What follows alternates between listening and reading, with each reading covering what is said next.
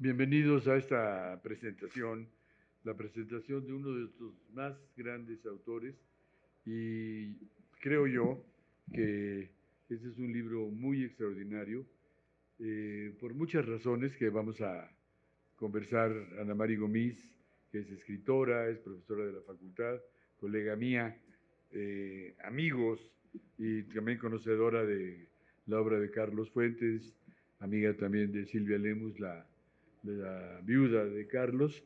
Y bueno, pues les damos la más cordial bienvenida.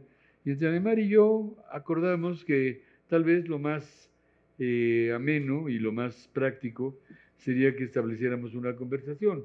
Entonces le voy a ceder, como decía yo ya de broma, no por ser dama, sino por ser toda una intelectual, le voy a ceder la palabra ahí en principio y ya después iremos alternando nuestras participaciones en espera de la señora Silvia Lemus, a quien tanto queremos, pero que va a llegar en el momento, seguramente tuvo algún retraso por cuestiones de tráfico, entonces cuando ella llegue se incorporará. Pero acuérdense que en esta feria el tiempo somos esclavos del tiempo, tenemos 45 minutos y si perdemos 10 minutos, pues ya les costó a ustedes y le cuesta también al autor. Así que sin mayor trámite, le voy a dejar la palabra a Ana Mari Gomis, escritora, profesora de la facultad, especialista en letras hispánicas y pues sin mayor protocolo, pues continuamos. Bueno, pues buenas tardes a todos. Gracias, mi querido Hernán. Gracias a Alfaguara, a Mayra González, que no está aquí todavía, está esperando a Silvia Lemus, y desde luego a la divina Silvia Lemus, que nos invitó a presentar el libro extraordinario. Ya sé que uno tiene la obligación de decir eso en las presentaciones, pero de verdad es extraordinario. Era muy difícil escribir sobre él porque abarca tantos temas, tantos momentos, tantos porciones de lo que es la literatura, que lo mejor era establecer un diálogo. Y les voy a decir cómo va. Primero habla de sus maestros. En realidad habla de sus maestros durante todo el libro, en cada conferencia. Es una reunión de conferencias que dictó en diferentes momentos y en lugares diversos. Y tiene maestros muy cercanos como Alfonso Reyes, que no es que le haya dado clases en un salón y con un pizarrón, pero fue alguien muy cercano a él. Por eso la región más transparente es un título que toma de La visión de Anáhuac. La visión de Anáhuac de Alfonso Reyes. Y luego dice muy chistoso Carlos Fuentes que estaba muy conmovido Alfonso Reyes porque había tomado ese título, pero que abominó la novela de Fuentes. El título que hayan usado el título, ¿verdad? No, pero la novela le chocó. Sí. Yo creo que le chocó porque era un golpe de modernidad, de diferencia, de otra manera de narrar las cosas, sobre todo en novela. Luego habla de Balzac.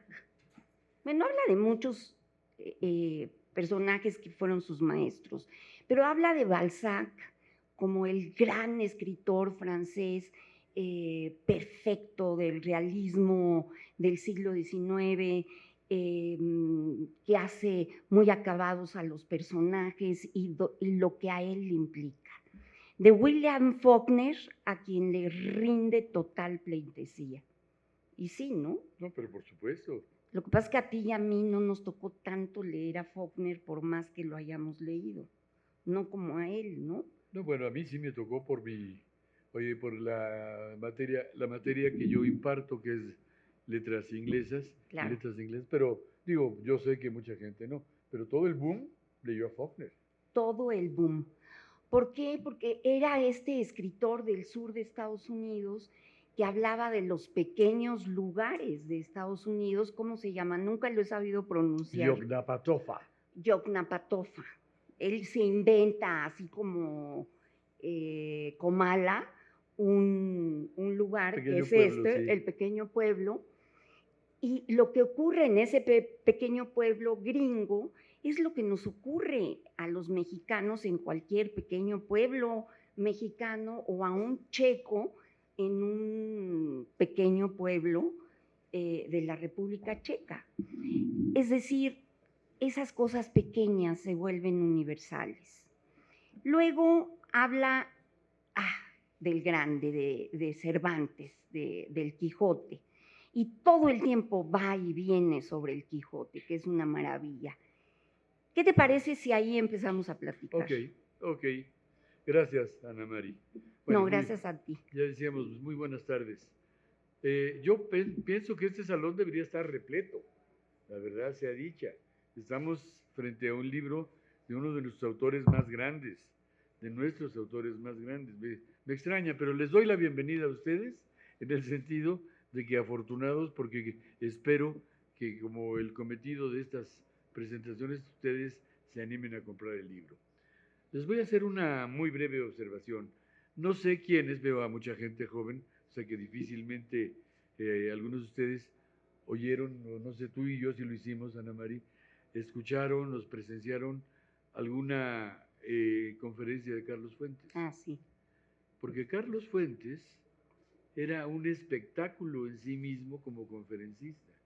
Primero, vestía siempre como un gentleman que era, se preparaba como si fuera un deportista, o sea, comía poquito antes de la conferencia, llevaba sus notas, no leía, no leía, hablaba y lo que hacía nada más era reforzar como un pequeño guión con lo que iba a comentar. Él era, mira, ya llegó nuestra querida Silvia Lemus, vamos a darle un abrazo, un aplauso.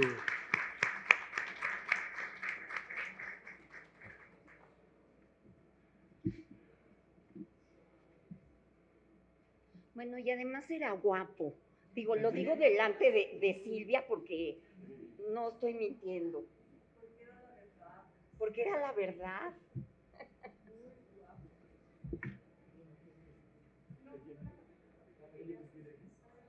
¿Dónde quieres, Silvia? Tú estás en medio, con nosotros. Buenas. Qué bueno que vinieron. Qué gusto verlos a todos.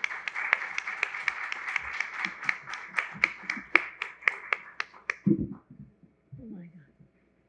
Bueno, es la señora esposa de Fuentes, que es a la que alude Carlos varias veces en el libro. Bueno, voy a repetir un poquito lo que estaba tratando de decir, que no sabía yo quiénes habían tenido el privilegio de escuchar a Carlos Fuentes como conferencista, porque el tipo se las traía. O sea, como les digo, era entre un atleta y un actor. O sea, siempre vestido como un gran caballero, siempre con una voz extraordinaria, su gesticulación que iba de hacer un chascarrillo y algo gracioso a de pronto pegar sobre la mesa y decir que fuera Bush o lo que sea, ¿no? Sí. Era un hombre que se preparaba íntegramente. Había leído prácticamente todo lo que tenía que decir y como les digo, no leía, él hablaba. Siempre de pie, o sea, no aquí apoltronados, como diríamos así como nosotros, pero siempre de pie frente al micrófono en un podio y con una gallardía, con una fuerza, con una vitalidad extraordinaria. Sus charlas no tardaban más de una hora, pero esa hora las sudaba, les sacaba todo porque lo mismo citaba en inglés, en francés, en italiano o por supuesto en español, pero citas que él había seleccionado para ejemplificar lo que él quería. Era un hombre de una cultura vastísima, pero que siempre se tomó como un gran profesional. Y continuando con lo que decía Ana María Gómez, este es un libro extraordinario. La verdad yo los felicito, es un libro extraordinario por donde se vea. Alfaguara. Primero, porque como dicen, es un libro escrito. Cuando digo escrito no quiere decir, no son las grabaciones de Carlos Fuentes cuando él daba sus conferencias. O sea, está escrito y escrito con toda la propiedad de Carlos Fuentes, y además de una cultura vastísima, porque se va, como decía Ana María Gómez, desde los fundadores. Yo lo que comentaría es, él tuvo una voluntad férrea. Sí. Fue, yo creo que, voy a poner un ejemplo pedestre, pero Luis Espota a lo mejor fue el primer escritor profesional, en el sentido que era un periodista y de pronto se dedicó a escribir novelas y las escribió también con la voluntad y con la fuerza, etc. Pero Carlos Fuentes, desde que era jovencito, se preparó para ser el gran escritor mexicano. Y para prepararse para eso, tuvo que, primero, leer todos los libros que se le presentaban, y como decía Ana Mari, donde pone mis maestros, que eran ni más ni menos que Balzac, el gran escritor de la comedia humana francés, al cual él, en cierto modo, no es que imite, pero digamos, de algún modo sigue sus huellas en un término muy específico, porque lo que Carlos Fuentes quería era contar la historia de la cultura latinoamericana y en particular la mexicana.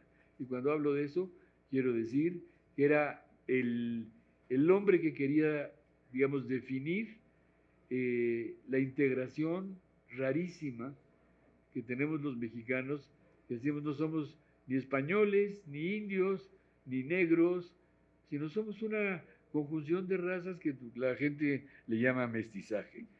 Carlos Fuentes, nuestro gran escritor, era un defensor de ese mestizaje.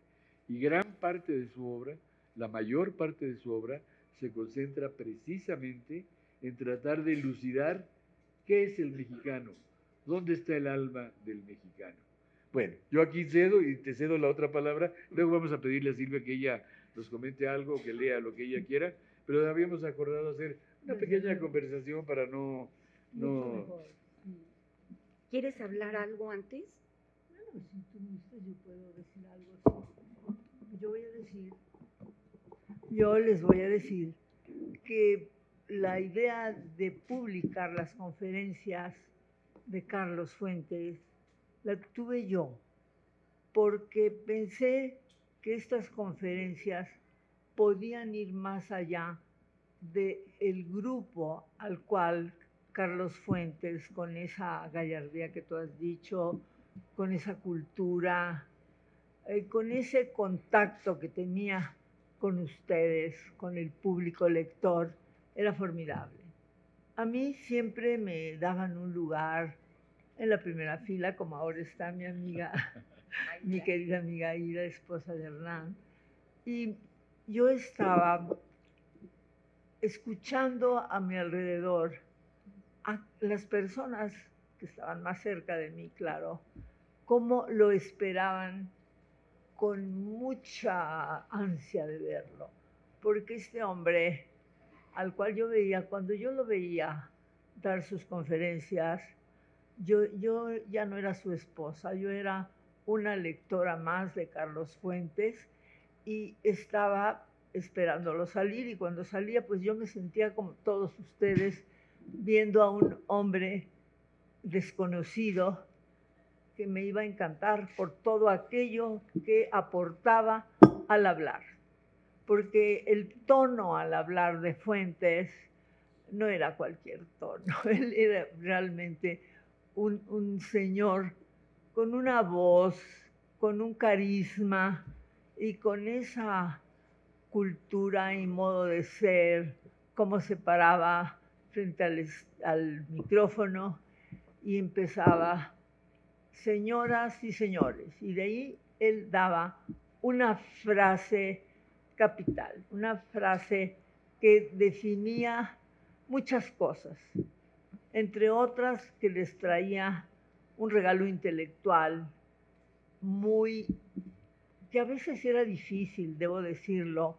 Había que tener una gran atención a lo que Fuentes iba a decir, y tenía uno que recuperar toda su cultura, la propia, claro, para atenderlo y realmente absorber todo aquello que iba a darles.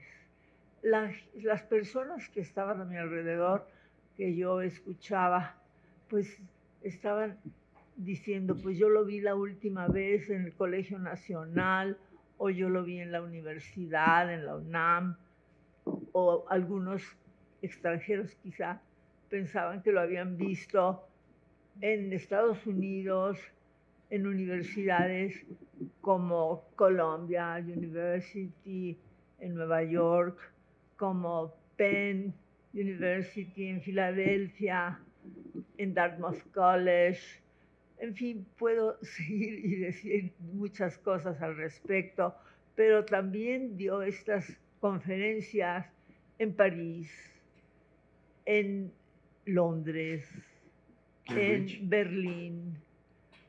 Era muy demandado Carlos Fuentes, porque sí era muy carismático, pero lo que él les iba a decir, no precisamente enseñar, pero enseñaba, y uno aprendía mucho de ese señor que realmente se entregaba a sus lectores.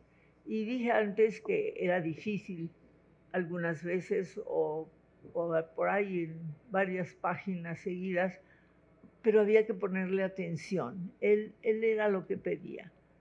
Pongan atención, no solo a mí, ¿verdad? A cualquier escritor que se ponga frente a ustedes, pónganle atención. Y yo estoy contenta con este libro porque me parece que ha tenido buen resultado. Cuando ustedes lo lean, pues imagínense a ese señor que les digo se proyectaba en cada uno, y era así porque tuvo un nacimiento especial. Él nace de un padre diplomático y de una señora estupenda que era su madre, doña Berta Macías de Fuentes, y su padre que era Rafael Fuentes Bettiger, que era un diplomático de carrera. Y Carlos nace en Panamá y a los pocos meses el padre, que era un hombre muy joven, tenía 30 años, lo envían a Uruguay. Está en Uruguay formando su carrera de diplomático y continúa pocos meses después o medio año después, lo mandan al Brasil, no, primero a Ecuador, donde ahora se encuentra la librería del Fondo de Cultura Económica Carlos Fuentes y un centro cultural que también es llamado Carlos Fuentes. Eso lo pidieron los ecuatorianos porque recordaban que Carlos Fuentes había pasado por ahí de niño. Y finalmente va al Brasil, que es muy importante para él, porque el embajador era don Alfonso Reyes, que poco después se convirtió en su, diríamos que en su director intelectual, porque Carlos llega a Brasil de 2 años, hay fotografías de Carlitos de pie frente a don Alfonso Reyes, y Carlos bromeaba y decía que él comenzó su interés intelectual y literario sentado en las rodillas del embajador Reyes. Y así fue, porque más tarde, a los 18 años, 17 años, lo encontró en México y fue él quien le dirigió sus lecturas. Un día le preguntó, ¿ya leíste El Rojo y el Negro de Stendhal? Y Fuentes pues reconoció que no, y luego lo regañó, pues ya lo tenías que haber leído, te me vas, lo compras y lo lees. Y así fue como Fuentes pues obtuvo, sí, una gran dirección de parte de este gran escritor intelectual que fue el regiomontano, porque era de Monterrey. Sí, claro, sí. Y el hijo de Bernardo Reyes. Claro, claro. Y bueno, pues Carlos Fuentes, después de la América Latina, el padre va a Washington y allí Carlos va a ir a la escuela de los 4 años a los 12 y se convierte en un chico de habla inglesa como un nativo de los Estados Unidos, algo que lo acompañó a lo largo de su vida y que le valió de mucho, le valió de mucho. Y bueno, yo diría que Carlos desde niño que empezó a viajar de esta manera fue un niño globalizado. Y prodigio, y prodigio. También, vaya, ya traía la ambición, ¿no? Y la voluntad, el talento, la sensibilidad, la inteligencia, que le ayudó también mucho. Eso es importante. Hombre. Entonces, ese fue el principio de Fuentes en todos estos países que yo les digo.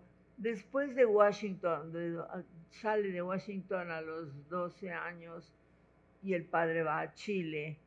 Y él me decía cómo en Chile él realmente recupera o entra de lleno al castellano, al español, porque allí empezó a leer pues nada menos que a Pablo Neruda, que muy amigo se hizo de Pepe, de don José Donoso, y él me decía que se encontró con un país donde la democracia era verdadera.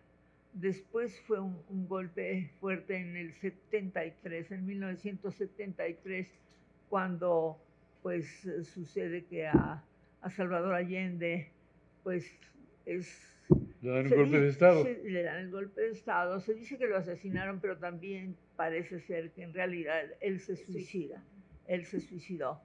Y en Chile él se le abre un nuevo horizonte político y desde esa edad, desde sus 12 años, empieza su interés y por eso llegó a ser un gran visionario de la política, lo sabemos. ¿Latinoamericana? Bueno, mundial, pero en particular... Desde luego, latinoamericana. Era el gran interlocutor, ¿no? Un gran interlocutor. Él escribió un libro, no sé si lo conocen, contra Bush, y posiblemente hubiera escrito uno contra Trump. Sí, no, seguro. Es muy probable. Y bueno, pues esa fue la vida de Carlos joven. Todavía después de Chile va a Buenos Aires y ahí se enamora del tango y de las mujeres, y de alguna, parece que mayor que él, por supuesto. Y bien, pues ese es el Carlos Fuentes, en una breve conversación con ustedes que yo les hablo. Y me gustó hacer este libro porque pensé, ¿por qué estas conferencias se van a guardar en un archivo? Mejor que se publiquen y que las leen, porque las conferencias se escuchan, para eso son, pero también pueden leerse. Claro, deben leerse. Deben leerse, yo espero que las lean. Bueno, creo que ya hablé mucho, ahora hablas tú. No, hablaste divino. No, pero qué bueno, al revés. Sí, después estamos un poco siguiendo el orden del libro. Y para llegar luego a la parte final, que desde luego es la que seguro a ti también más te gusta, como a mí, porque entonces ya habla de literatura. Hay una larga conferencia donde habla de su literatura y cuándo y por qué escribió cada libro. Y les juro que es sumamente emocionante. Es una maravilla leer esto. Es como... No sé si te pasó, Hernán, como volver a leer a Fuentes por primera vez. No, pero claro, más bien recordar todo su trayectoria, ¿no? Exacto. Entonces, bueno, luego él habla de sus amigos, habla de Octavio Paz, fíjense, de Octavio Paz, y cuenta cosas muy chistosas, como que se iban de juerga. Yo, francamente, no me imagino a don Octavio, a quien nunca le dije Octavio, siempre fue don Octavio, de reventón, y se iba de reventón con Carlos Fuentes, se hicieron muy amigos, Paz le llevaba como 17 años. 15 años. 15 años, 15 años. Y bueno, fueron amigos intelectuales, no nada más se iba de reventón. Y en algún momento tuvieron su desencuentro político, pero Fuentes toda la vida, y eso lo dice con estas palabras porque habla de la querencia y del amor a los amigos, toda la vida lo quiso. Al final se encuentran en el cardiólogo, háganme el favor, eran dos hermanos cardiólogos, Teodoro Césarman y Eduardo, ¿verdad? Eduardo era de Paz y Teodoro de Carlos. Y Teodoro de Carlos. La última vez, por cierto, y ya cierro abro un paréntesis y lo cierro, la última vez que vi a Fuentes lo vi en casa de la viuda de Teodoro Césarman. Estaba Silvia Lemos, siempre divina, divina, ¿no? Es bella de aullar. Estaba muy cansada, me acuerdo que estabas muy cansada, y hasta como que dormitabas porque todo el tiempo estaban haciendo cosas, ella y Fuentes. Iban a lugares y los invitaban y él hablaba, y en fin, y Silvia tenía su propia agenda. Y de repente llegó Fuentes y nos quedamos viéndolos, la viuda de Teodoro Césarman, mi hermana y yo que estaba ahí, como una pareja salida de un libro fantástico. Porque eran de Hollywood. De Hollywood. Los dos eran guapísimos, los dos eran brillantes, y es la última vez que yo vi a Fuentes. Así es que me acuerdo mucho de eso. Pero bueno, luego de hablar de Paz, se encontraron en el cardiólogo y se saludaron con muchísimo cariño. ¿Puedo decirlo? Claro. Porque yo estaba ahí. Tú estabas ahí. Sí, bueno, nada más lo platico. A estas alturas, a veces pienso que tal vez los hermanos Césarman hicieron un plan de hacer que se encontraran, porque qué casualidad que con una hora de diferencia habíamos comido en la zona rosa, en un restaurante con mis hijos, con Carlos y Natasha, que estaban adolescentes allí. Y lo hizo Carlos a propósito que comiéramos ahí, porque luego caminamos los consultorios, o el consultorio de los doctores Césarman estaba en una calle muy pequeña, que no recuerdo el nombre, una calle de nombre europeo, claro. Junto al Ángel. Sí, junto al Ángel, en una pequeña callecita. Y llegamos para que Carlos se viera con Teodoro Césarman. Y estaba una sala de espera muy amplia, abierta, con un pasillo. Y esperábamos Carlos, con mis hijos y yo. Y de pronto, Carlos estaba en un extremo y yo en el otro. Yo estaba con mi hijo y él con Natasha. Y en eso venían caminando, de pronto entraron al pasillo que estaba colindando con la sala y venían Eduardo Césarman con Paz, con Octavio, platicando. No veían quién estaba en la sala, hablaban ellos. Y al pasar dijo Octavio, mira, ahí está Carlos y está con una muchacha, ¿quién será?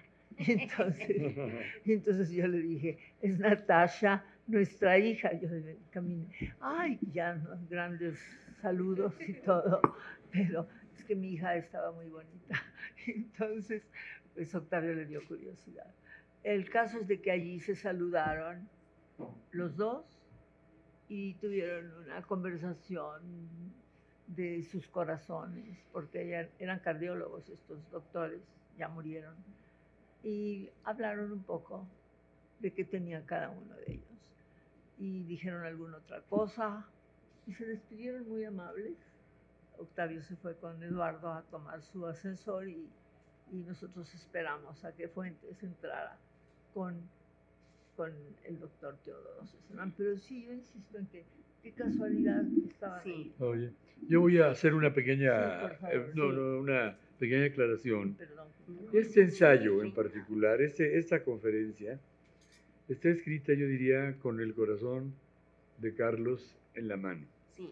Porque él reconoce, bueno, de hecho era una conferencia, y él dice que esa conferencia la dio a petición de algunos amigos, un poco para conciliar la amistad que habían tenido, porque finalmente, así como Alfonso Reyes fue maestro de Octavio Paz de algún modo había sido maestro de Carlos Fuentes. Claro que ocurre como con los buenos alumnos, que alumno que no supera a su maestro, pues no es tan buen alumno. Y entonces de pronto tuvieron ahí una confrontación, a la cual no voy a aludir.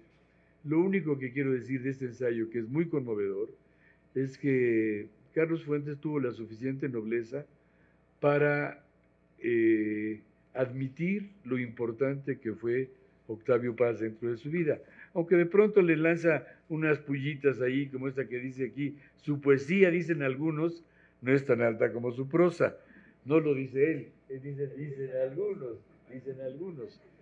Pero lo mejor, la verdad, de todo este ensayo, yo diría, es la generosidad de Fuentes frente a la influencia de Paz, pero por otro lado pone de una manera muy elegante y muy fina una anécdota.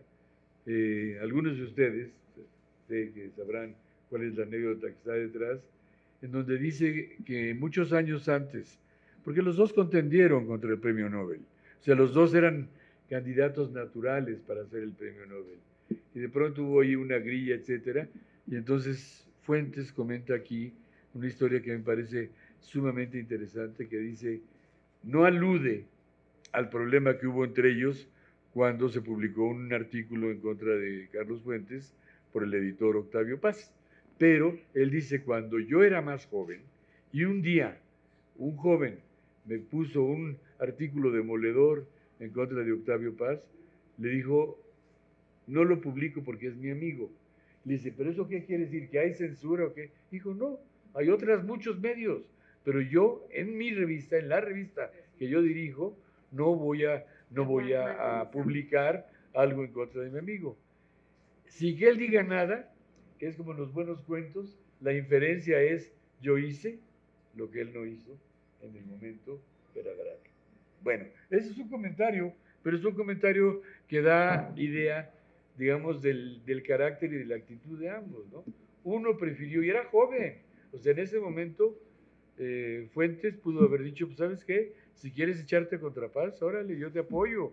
Finalmente tú eres el escritor, yo soy el editor, cada quien su responsabilidad. Dijo, no.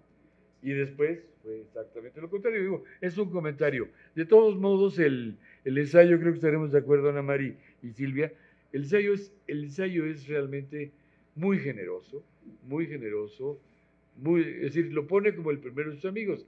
Ya después vienen los otros, que ahí sí hay una devoción de parte de Fuentes hacia Buñuel, que fue importantísimo en su tradición, en su vida, y en ese mundo que él tenía, que no era estrictamente el del surrealismo, el de Fuentes, pero el de Fuentes era esa manera de mezclar el pasado, digamos, prehispánico, con el presente cosmopolita, las historias eh, prehispánicas y las historias, digamos, ya del mestizaje, y que son sus grandes logros. Es decir, gran parte de su trabajo se basó en eso, lo que yo decía, desentrañar el alma mexicana. Por supuesto, Benítez, Reyes, Cortázar, bueno, pues eran amigos muy íntimos, aunque efectivamente dice que Alfonso Reyes, cuando publicó La región más transparente, que es un verso de Reyes en Visión de Anáhuac, que le dice, has llegado a la región más transparente del aire, ¿sí? Y entonces a Reyes no le gustó, pero como decíamos, también Los celos profesionales son peores que los celos pasionales. Bueno, seguimos si quieres, Ana María. Podríamos agregar que Sí. cuando aparece la región más transparente, Carlos Fuentes lo primero que hace es llevársela a don Alfonso. Y don Alfonso, un mes después, cuando ya la habría leído, lo llama y le dice, pero ¿cómo has podido escribir una novela tan mala? Pero imagínate el lenguaje que estás usando, las escenas que propones, y lo regaña porque había escrito algo que para don Alfonso lo importante era lo clásico, ¿no? Exacto. Los griegos.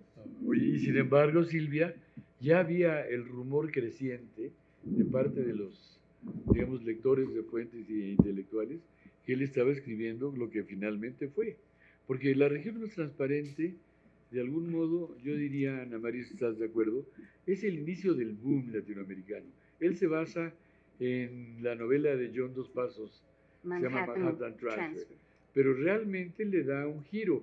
Y yo lo he dicho en muchas ocasiones, en Estados Unidos ya nadie lee Manhattan Transfer. En cambio, en México, la región más transparente sigue siendo un hito de la manera como pasó la literatura, digamos, rural a la literatura urbana. Y la literatura urbana ya no era nada más, como en el caso de Espota, la burguesía admirando a Hugo Conti en Casi el Paraíso, sino pone todos los estratos y todos los verbos, todas las connotaciones del lenguaje de la gente más baja a la gente más alta. Es un logro y es una novela hecha y derecha. Ahora, él creo que valoraba finalmente más, y se ve en este libro, la muerte de Artemio Cruz. Pero claro, ya era un hombre, un escritor más maduro y ya con una conciencia más clara de lo que quería hacer. La valoraba, pero siempre la quería corregir y ya no podía, Sí. porque ya estaba escrita. Sí, pues sí, ya lo que Artemio Cruz, dicen a lo hecho pecho. a lo hecho pecho. Y yo lo que creo, para seguir hablando de él, es que no habría literatura contemporánea mexicana sin Carlos Fuentes. Verdaderamente es el grande, el mejor Fabro, Sí. como dijo T.S. Eliot de Ezra Pound, que además lo cita Fuentes. Él fue el que concatenó la historia, el lenguaje, las psicologías de los mexicanos, las propuestas, porque cada libro de Fuentes era además un proyecto literario, que está canijo, ¿no? La verdad, porque escribió muchísimo. Entonces, pues debe de haber concitado muchos odios, porque nadie fue tan extraordinario como Fuentes. Y encima era ensayista. Oye, dice que nos faltan 5 minutos. ¡Ay, qué si les horror! parece bien, 2 minutos y un minuto. Me parece ¿sí? muy bien. Órale, No, porque 2 minutos. acuérdate que aquí el tiempo somos esclavos del tiempo. Bueno, o sea yo creo que podemos abarcar la última parte que decías, Ana María. Sí, vamos a esa. Es Sí, la parte autobiográfica. la autobiográfica de todo lo que escribe, ¿no? Hay una cosa padrísima que cuento, porque es una anécdota, y a mí me entusiasmó mucho Cambio de Piel, que es una novela que publica en 1967, y que aparentemente es complicada, pero él decía que no escribía para todos los lectores, sino para lectores atentos, que no nada más leían novelas fáciles. Utiliza muchos juegos de lenguaje, le dan el premio Seix Barral en Barcelona. Que es el premio más prestigiado y que fue parte del boom. Parte del boom. Y luego la censura franquista lo prohíbe. Prohíbe, yo cosa que no sabía. Entonces, pues es muy extraño enterarse de eso, pero lo más divino es una anécdota que cuenta. Se publica la novela en 1968 en la editorial Feltrinelli, gran editorial italiana, y le ponen en italiano Cambio di pelle. Y en un día se agotan 5,000 ejemplares. Y entonces están muy asombrados, ¿no?, los editores y el propio Fuentes, hasta que descubren que la Asociación Italiana de Dermatología había comprado todos los libros. Entonces me encanta además esa manera lúdica de Fuentes de burlarse de las cosas, de burlarse de sí mismo, que me parece fantástica. Pero yo ya agoté mis 2 minutos seguramente. Silvia, por favor, ¿o quieres que tú cerrar y yo digo una cosa antes? No, cierra tú, eres el hombre. Gracias. Bueno, me gustaría leer esto sobre Octavio Paz, que está en el capítulo, en el retrato de Octavio Paz, en el que Fuentes escribe: la imagen parisina que permanece para siempre en mí es la de un mediodía gris en que Paz me llevó a ver el primer gran cuadro de la posguerra, la obra magnífica de Max Ernst, llamada Europa después de la lluvia, en una galería de la Place Vendôme. La mirada de Ernst y la de Paz eran intensamente azules, como el viento partiendo en dos la cortina de nubes. Es muy buena frase, muy buena frase. Bueno, yo termino nada más primero agradeciéndole a Silvia que nos haya invitado, a Ana Mari y a mí, por supuesto a Mayra González, nuestra gran editora, que yo le tengo puesto el ojo para que sea nuestra supereditora, y decir simplemente que hay un ensayo que yo creo que es el mejor, sobre todo para los aficionados, para la gente que está interesada en la obra de Fuentes, a la que ya aludió Ana Mari Gómez, y que se llama Obra en la Vida. Es muy raro que un escritor se atreva a hacer una especie de disección de su propio trabajo en función de la vida que él llevaba. Y lo hace con toda sinceridad y luego de alguna manera integra toda su obra. Por eso yo siempre he dicho que Carlos Fuentes, en cierto modo, es el gran escritor del alma mexicana. Porque sí lo es. No tenemos que estar de acuerdo con todo lo que dice, pero yo diría que, como dicen en inglés, more often than not, lo más probable es que siempre tiene razón, porque fue un hombre que se dedicó en cuerpo y alma a estudiar, digamos, la anatomía del mexicano, y con todo lo que eso significa. Recuerdo ahora que se habla, digamos, de Cortés, con todas las cuestiones, que un día dijo: dejemos de ser hipócritas y aceptemos a Hernán Cortés. Se le fue todo el mundo encima, pero es una visión europea y mexicana la que él tiene, porque finalmente, como él lo dice reiteradamente en este libro, finalmente todos nosotros hablamos en español, nuestra religión es una religión católica, nuestra tradición es del mundo occidental, o sea que yo casi diría, a ver, ¿quién se sabe unas palabritas de náhuatl o de maya? Pues nadie. Entonces, pero Fuentes lo hace con una gran elegancia, con una gran profundidad, con una gran intelectualidad. Pues yo creo que ya no sé si nos queda, tenemos 2 minutos para que si la gente quiere hacer una pregunta. Yo recuerdo haber asistido cuando cumplió 70 años Octavio Paz, se hizo en Bellas Artes, y ahí estuvo Carlos Fuentes charlando muy bien, impresionado, porque por casualidad fui Armando Echeverría, que dio el boleto, me senté junto a Raúl Aviano, pero remarco esto, por tanto son los mujeres de este país. Sí. Yo creo que le corto para que alguien habla, pero sí, los 70 años se ve que eran todavía muy amigos, ¿verdad? Siempre fueron. Ya lo demás es historia. Muchas gracias. ¿Alguien más que tenga alguna pregunta? comentario, que no sea comentario demasiado largo, por si los ponentes ya no están corriendo, entonces no se pueden llevar mucho tiempo. Pero, no, a ver, aquí, mira, aquí. Aida tiene una. Aida. Cuando uno lee la obra de creación de Carlos Fuentes está robado, pero cuando oye a Carlos Fuentes aquí está más arrobado. Entonces yo les recomiendo muchísimo y ojalá también publiquen el audio, oír su voz. Qué gran voz. Ojalá, pero van a estar más arrobados cuando lean esto. Allá hay una persona. No, mira, joven, este joven querías, ¿tú no querías hablar tú? Ah, no. Te lo pasaron, oye, te lo pasaron sin querer queriendo. ¿Alguna mujer que quiera hacer una pregunta? Bueno, ¿sí se escucha? Sí. Yo amé a Carlos Fuentes desde los 14 años. Un poquito más alto.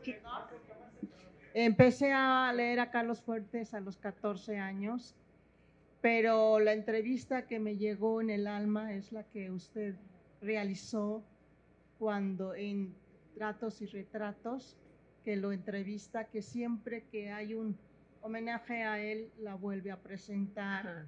No la deje de hacer. Donde la periodista Silvia Lemos le hace una entrevista y él le hace un dibujo a ella. Sí. ¿Verdad? Sí. Es un tipazo para mí, Carlos Fuentes. Yo humildemente no soy literata, pero hice la carrera de periodismo en la Universidad Iberoamericana y ahí nos dejaban estudiar, bueno, todo lo de Carlos Fuentes. Y yo amé a Carlos Fuentes y ahorita tengo el honor de estar aquí. Muchas felicidades y ojalá siempre, siempre lo traigan a estas salas. Oye, vamos a brindarle un aplauso a Carlos Fuentes, a su esposa y a sus hijos. Claro que sí.